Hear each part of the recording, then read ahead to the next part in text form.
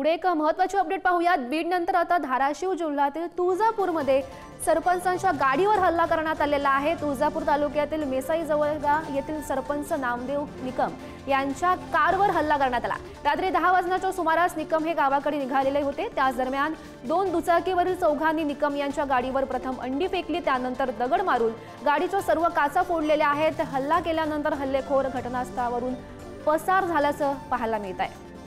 बीडमध्ये प्रकार घडला त्यानंतर तुळजापूरमध्ये असाच प्रकार घडलेला आहे आणि या संदर्भात अधिकची माहिती जाणून घेऊयात। आमचे प्रतिनिधी कैलास चौधरी सध्या आपल्या सोबत आहेत।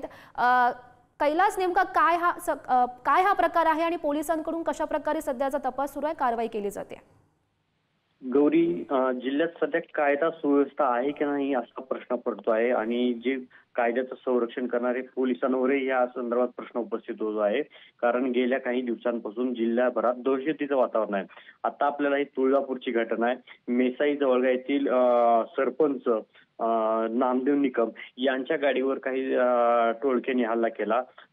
दोन दुचाकीवर आलेल्या चौघांनी पहिल्यांदा अंडी फेकून काचावरती त्यांना गाडी थांबवली आणि त्यानंतर दगड फेकून त्यांना मारण्याचा प्रयत्न केला। आता या संदर्भात अद्याप तपास सुरू आहे, गुन्हा दाखल झालेला नाही। मात्र या घटनेवरनं किंवा 2 दिवसांपूर्वी घडलेल्या जे तानाजी सावंत यांच्या पुतण्यांना जी धमकी देण्यात आली होती, ह्या सगळ्या प्रकरणाचा फक्त पवनचक्की या एकाच प्रकरणाचे हे जोडले जाते। त्यामुळे जिल्ह्यात सध्या कायदा सुव्यवस्था आहे का नाही असा एक प्रश्न पडतोय। गौरी,